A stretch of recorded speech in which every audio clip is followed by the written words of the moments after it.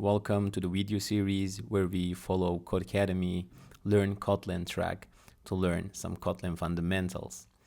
In the last video, we went over the introduction to Kotlin unit, and now it's time for us to learn about data types and variables. Let's start by reading the introduction. In this lesson, we'll explore the building blocks of a programming language, data types, and variables. A data type represents the type of value an object possesses. Here are a few of the types of data supported in Kotlin: string, integer, and Boolean. A string is a sequence of characters enclosed in double quotes. As you might remember in the last video, we saw examples of string when we were displaying some text with println. We were enclosing the text with double quotes so that it will be displayed as is. Also, there is integer, or int for short, and it is the whole numbers and their opposites, like negative numbers and positive numbers, like -5, 0, or 11, okay, or 1035. And there is also Boolean data type, which holds true or false as a value. Each variable in Kotlin program will possess one of these types of data. By the way, these are not all of the possible types we can have. We will learn much more, but for now, Codecademy starts mentioning string, integer, and Boolean. It says, think of a variable as a unique virtual container holding a certain piece of information. This is also important. A variable has a type like a string, an integer, or a Boolean. And also it holds a value, okay? A piece of information that can be used and referenced throughout a program. It says, take a look at the animation on the right. Let's take a look. We can see that there are some variable declarations. Ounces of water, which is an integer. We have lunchbox, which is a string that holds the value sandwich. And we also have a variable called tent packed, which holds true at the moment, but can also hold false, as you see. So it's a Boolean. It can hold either true or false. There is no third option. Okay. Yeah, you can read all of these instructions, but I like learning more by doing. So let's go ahead.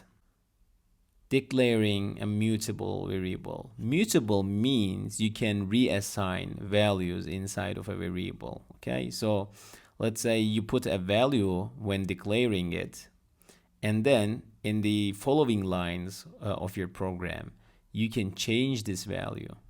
You can reset its value to another piece of information or another value.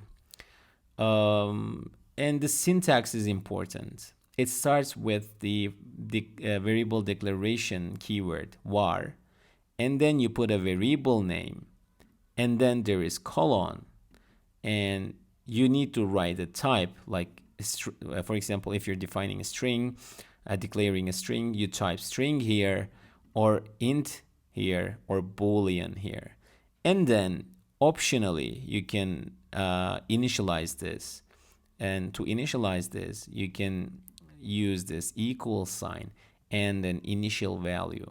The initial value should be the same, should be of a same, the initial value should be of the same type of the type of the variable. So if you declare this variable to be a string, the value should be a string. If it's a number, it should be a number. If it's Boolean, it should be true or false, okay? And declaration. The var keyword specifies the beginning of a variable declaration. Then the keyword, this keyword, then following the keyword, there's this variable name, which should be in camel case. Camel case is a naming convention where where the first word is lowercase and then each consequent word has an initial capital letter. Okay, so yeah, it says where the first word is lowercase, the first letter of the second is capitalized, and so on. It's important to create concise yet descriptive variable names for readability and maintainability. There is a quote from a famous engineer. It says, I will cheerfully spend literally hours on identifier names, variable names, method names, and so forth to make my code readable. So yeah, it is really important creating readable code. And a good way of creating readable code is to start with choosing good variable names, good function names, good method names, class names, etc. Okay.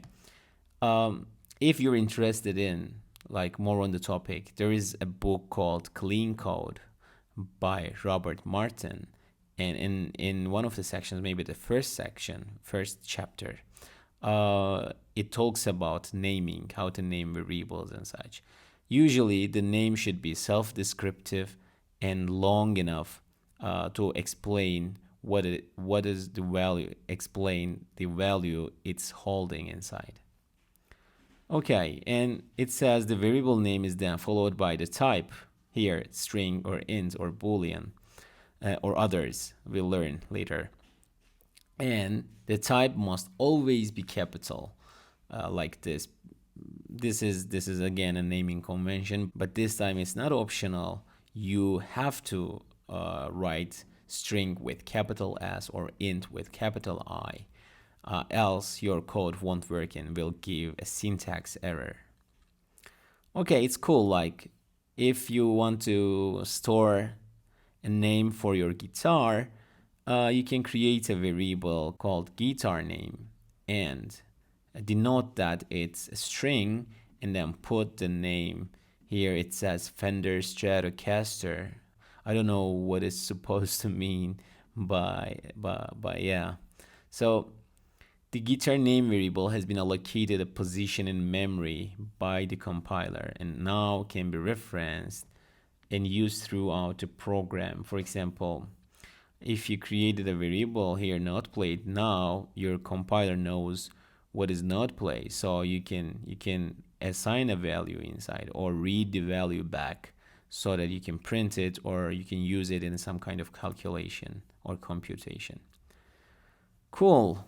Let's go ahead and solve one of the tasks of this lecture. It says within the main function. Within the main function means we need to write code to here. Okay, this is the body, function body of this main function, and we can write code here. And this is a command line, as you might remember from the last video. Okay, and it says declare a string variable named today's date and initialize it with today's date using the following form: month /day /year. Okay, so to declare a variable, how was it? We were starting with the var keyword, and then comes the name of the variable, which should be today's date, and then we can declare a type. Here we want it to be a string, and lastly, to initialize it, we put an assignment sign. We put an assignment operator, which is an equal sign, and then it says the date of today. Now, if I go ahead and write, I don't know the date, by the way, let me check. It's 13th of October 2020. Okay, so if we go ahead and type 13/10/2020, this won't work. Let's run this and see why it's not working. It says inferred type is int, but string was expected. So it was expecting a string value here, but this is not a proper string because, as we said before, a string should be enclosed within a pair of double quotes. Okay, if we do that, now this is a string value and this is a string variable, and there won't be any problems whatsoever. Okay, now the error turned into a warning, and it says like warnings are like reminders, like did you forget to do something? It's not an error, it's a warning. So there is no syntax error in this code, but you're likely to forget, but you're likely forgot something, but you're likely forgot to do something. In this case, it says on the following line, add a println statement and output the value of today's date. So I'll go to the next line and use println and then reference today's date. Okay, here. Now, since we declared a variable called today's date, now our program knows what is it.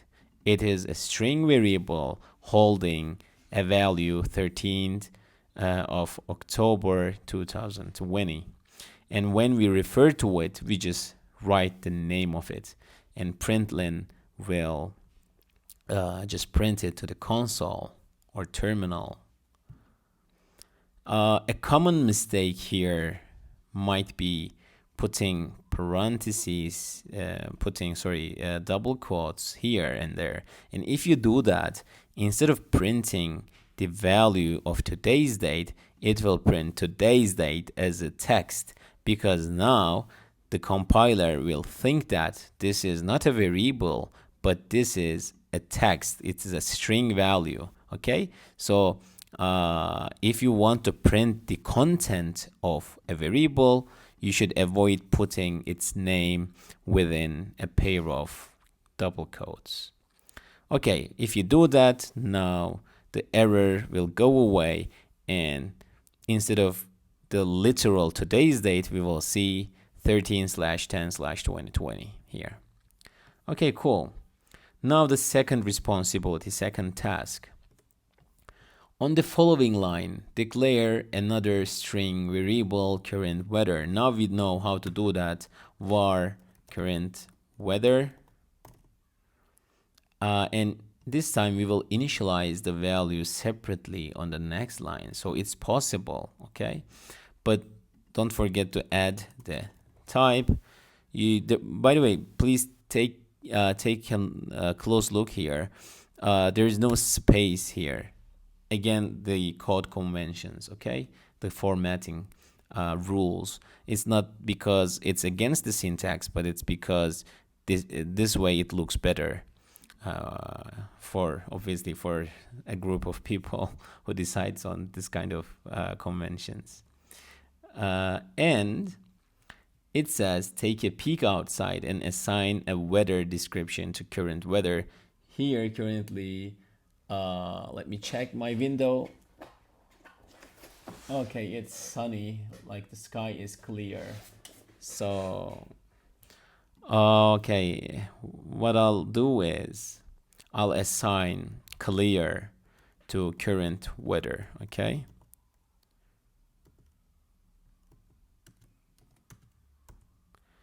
Clear. I used again a pair of double quotes because current weather is a string and I cannot use this as the value because this is an unknown thing to the program. It can be a variable name if you define somewhere, but it is nothing for the compiler right now, so it'll give a compile error, a syntax error. Clear and I don't know, clear and let's say 20 degrees or 25, I don't know. Okay, and then it says add a println below the initialized value and output current weather. This is again trivial. We already did a lot of times of printing something to the console. So println current weather. So again, we're referring to the variable here. Let me run this code. Okay, it first printed this current date or today's date, and then it printed the current weather, which is this string. Nice. Let's go to the next one.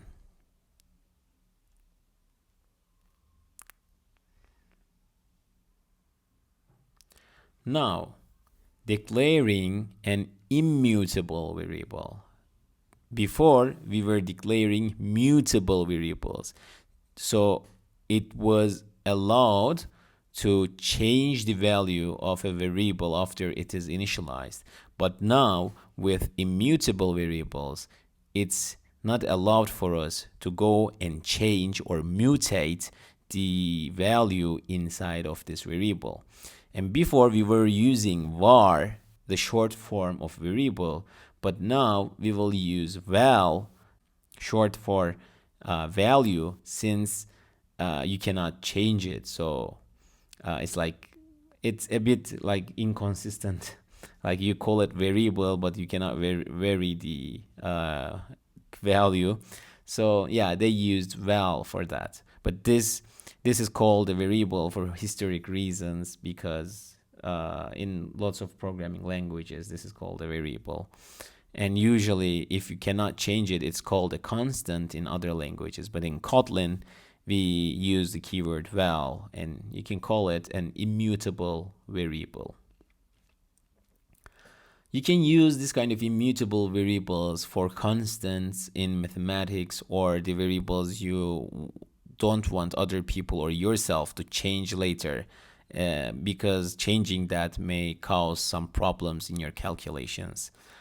Here, an example is golden ratio. Another example can be the constant pi, which is given here. So we're gonna do this.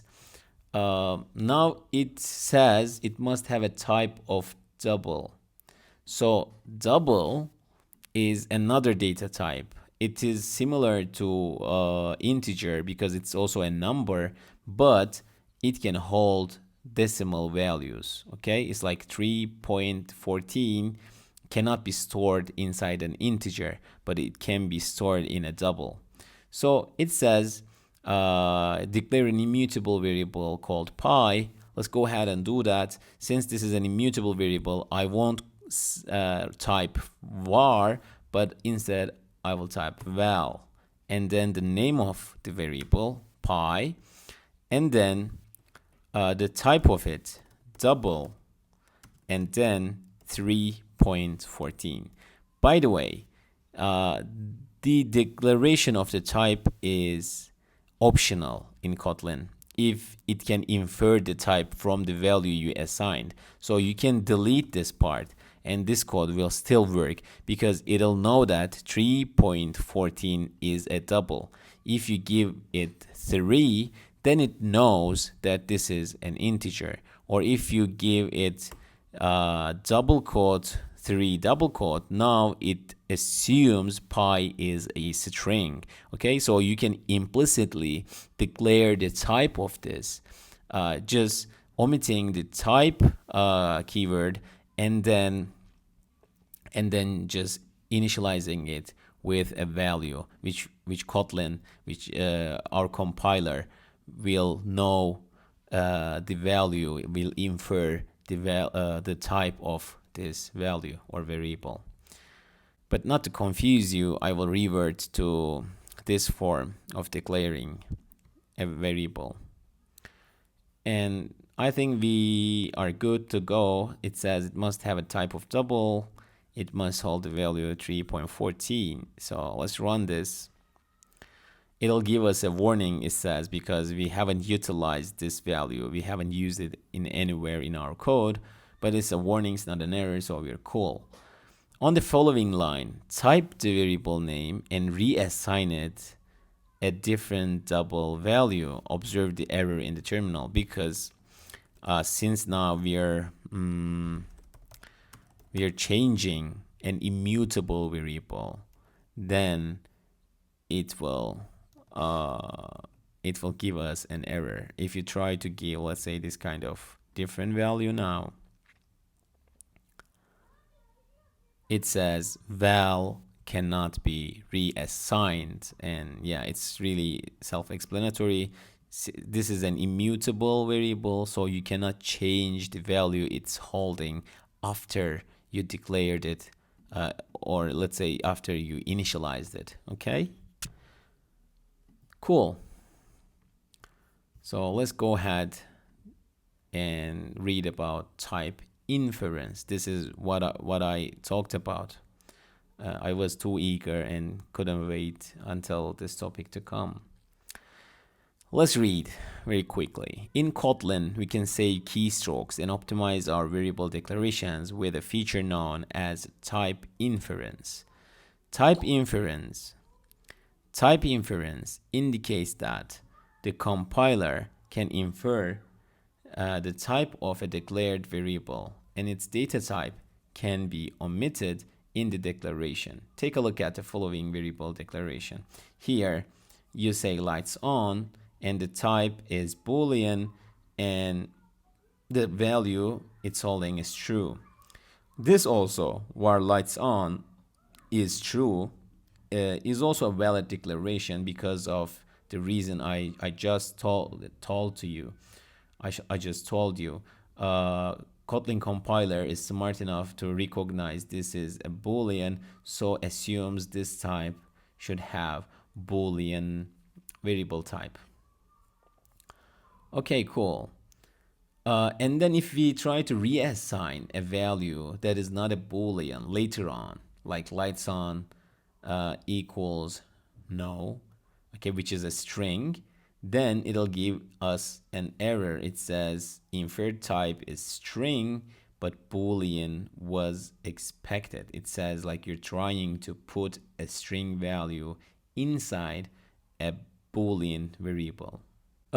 This is cool. Let's go ahead and take a look at the instructions. In Inference KT, we added a print statement, this carry looking statement, with some Kotlin code and the main function that outputs the inferred data type for a variable called type test. Okay, don't worry about understanding exactly how this code works now. We'll cover what these symbols and names mean later in this course. They say this, but you know what? They won't cover what is this colon, or what is this class or simple name. So they won't cover all of it. If you can skip it, like omit, let's say, you can omit this for now and just focus on what instructions say. It says about the print statement here. Declare a variable called type test and initialize it with any value from the list. For example, if we initialize it with this double quotes 6 double quotes, then running this will print the type of this variable, which is a string. This proves that Kotlin really knows this, the name of the class, or like the name of the type of this variable. And if we change it to 6, then it's an integer. And if we make it true, then it's Boolean.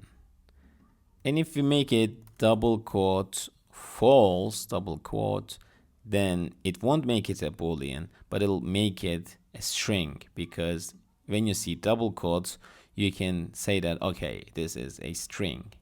And lastly, it shows 2.6, which is a double. So running this will show double here. So 6 is an integer, Okay, 6 in double quotes is a string.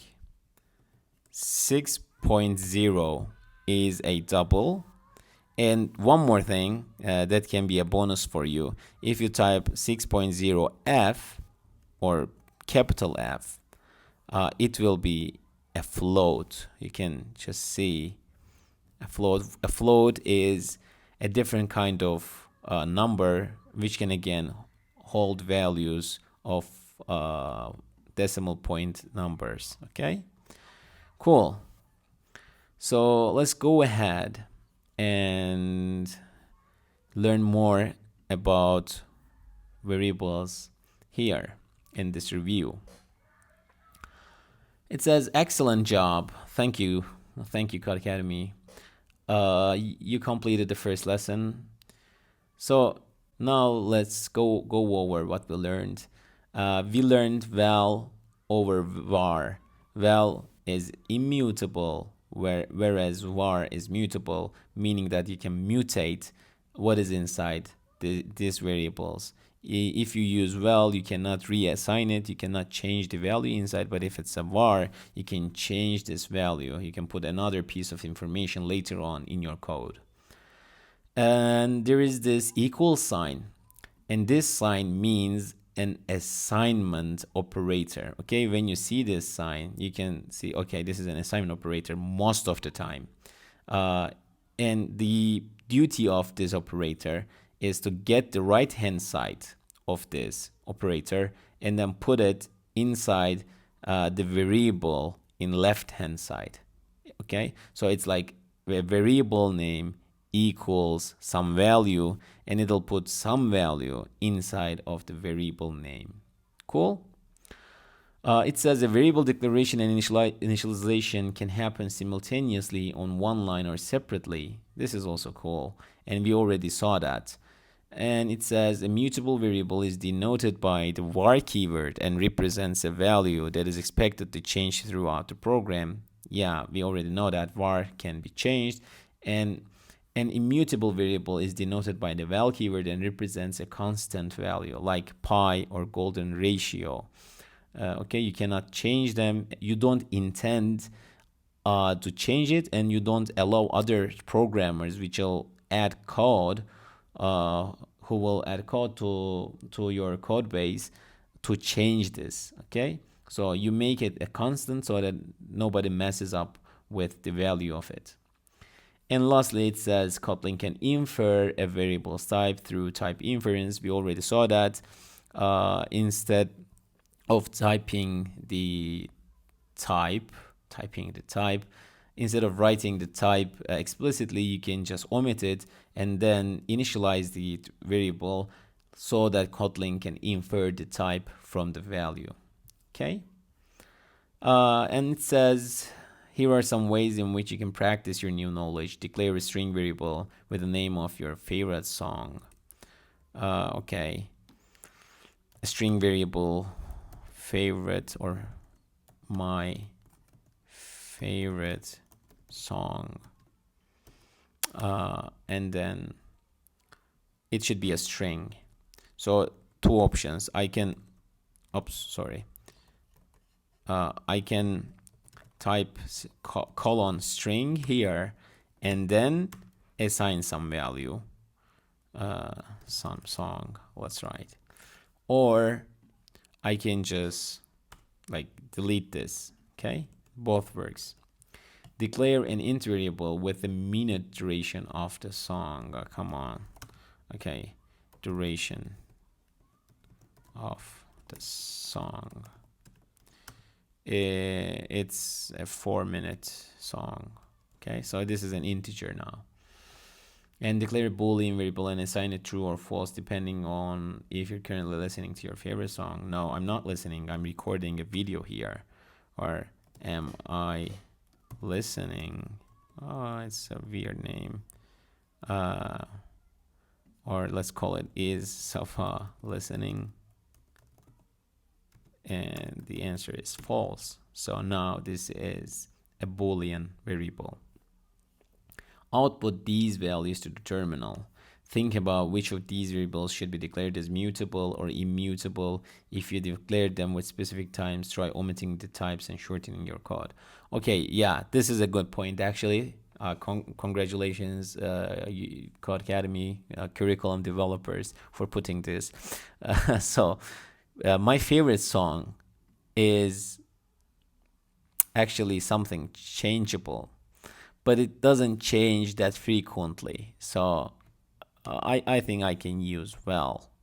And the duration of the song doesn't change, right? So it's a val. But am I listening to it? Is Safa listening? This variable can change frequently depending on if I play this song or not play this song. So you can declare val here and here, but you should use var if you want to change it later on. Okay, cool. This was the data types and variables lecture on Codecademy. See you in the next video.